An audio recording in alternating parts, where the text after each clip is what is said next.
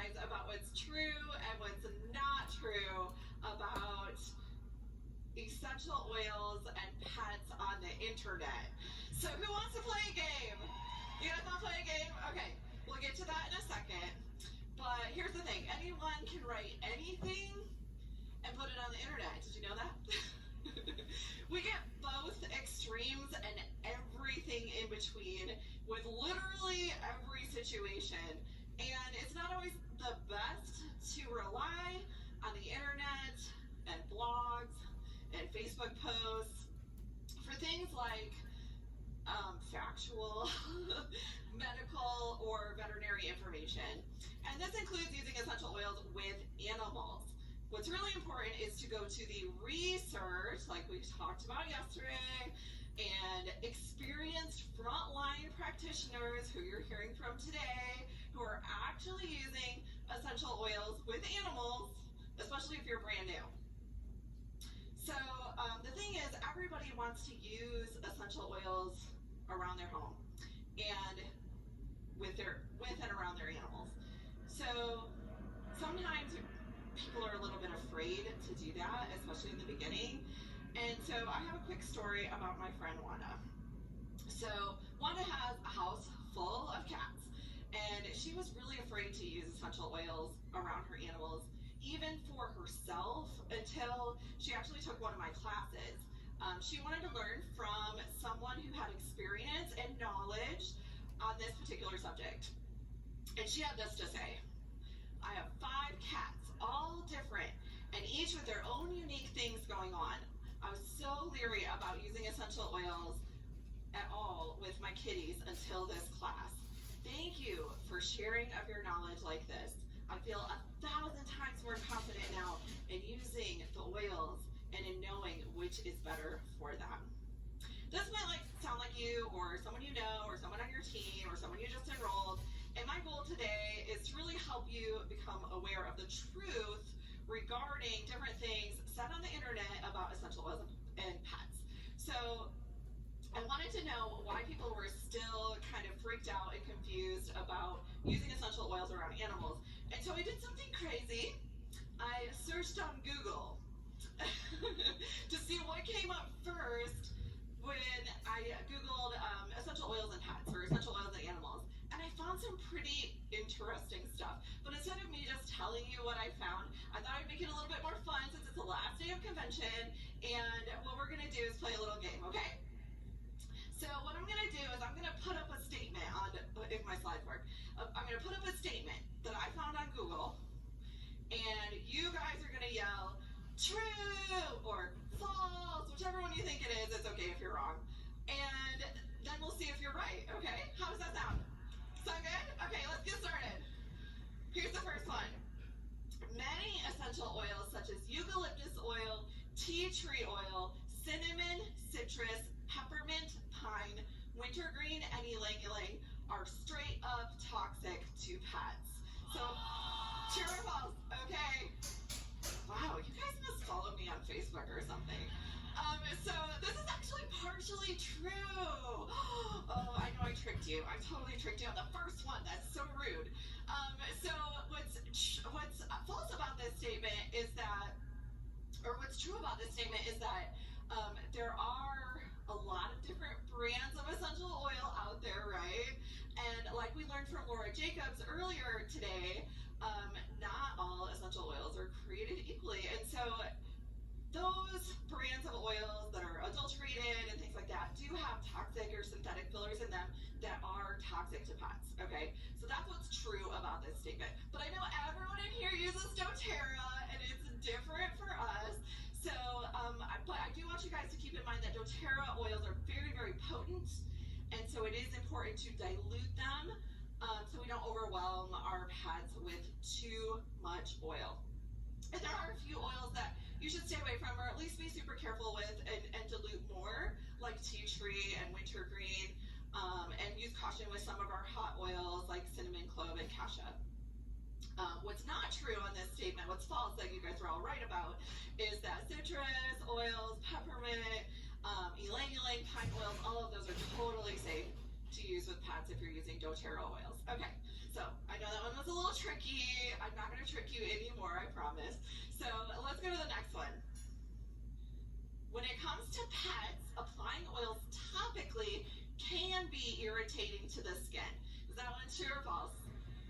That is absolutely true. This is why we dilute our oils when using them topically, especially with dogs and cats. And I actually have a dilution chart for you and a free safety guide, which I will post the link to at the very end of this presentation. If an animal does have a reaction to an oil, whether it's a skin irritation or a rash or anything like that, just dilute more. Dilute it more with some coconut oil, or use some common sense and maybe stop using it on that particular animal, you know. But to keep it super easy, dōTERRA did something for us. I created a touch line of rollers and some kids roller blends that you can totally use with your fur kids too. So that's awesome. Thank you, dōTERRA. All right, let's go to the next one. If your pup can reach the essential oil you put on him and licks it off, it could result in gastrointestinal upset. True or false on this one? Ooh, we got a mixed bag here. I like it. Okay, this one's actually totally false. If you're using the correct essential oils, and again, we're using all dōTERRA oils now at this point, right? And you're diluting it properly, that pup can actually benefit greatly from using that particular oil internally as well, and actually stop gastrointestinal upset. I love it. It's so awesome. Again, we're not talking about oils with fillers and things in them. Okay, so let's go to the next one. Like oil and water, essential oils and cats really do not mix.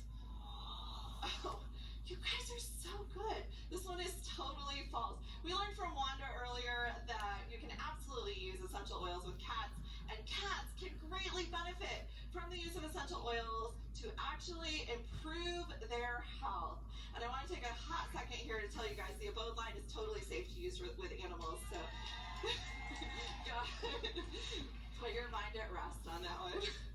All right, when you diffuse essential oils, always make sure your pet can get away from your diffuser. True or false? Oh, you guys have been listening. I'm so proud. True, this is absolutely true.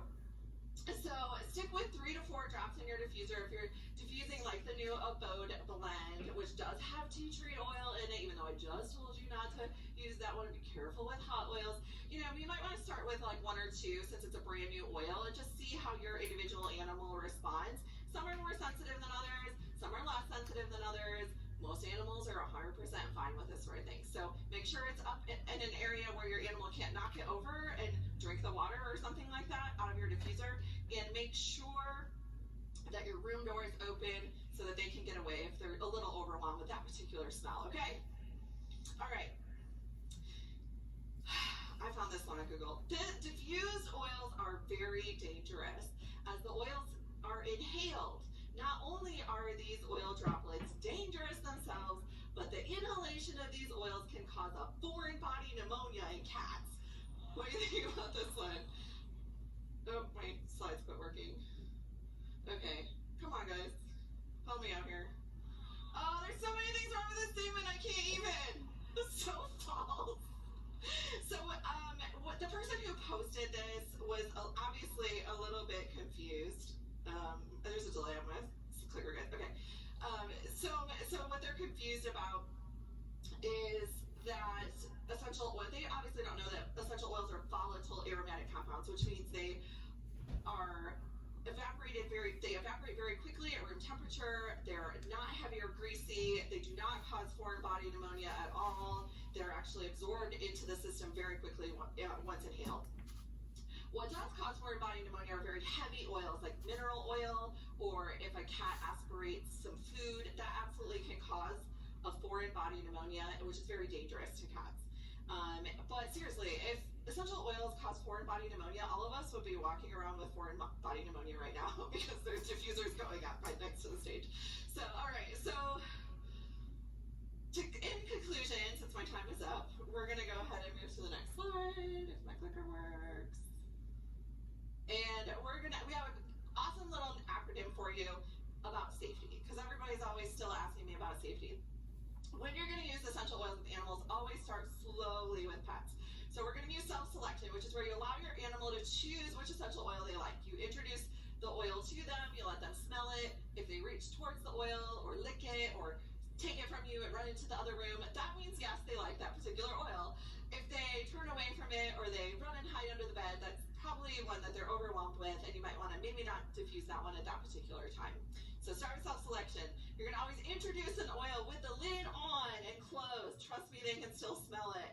You're going to observe your pet's responses. Let them tell you if it's one they like or not, and you're going to watch your pet for the first 5 or 10 minutes of diffusing a new oil, like maybe some of the new convention oils when you get home. Less is sometimes more, always start out more diluted, and I'm going to help you out with that dilution chart. And your pet is a unique individual. Yours might be more sensitive or less sensitive than others. So thank you to Leticia, who came up with that acronym and sent it to me. And we do have a free safety guide for all of you. Just go to essentialoilvet.com, and on the banner, you can actually click on free safety guide and download that for you and your teams. I love you guys. Thank you so much. Bye.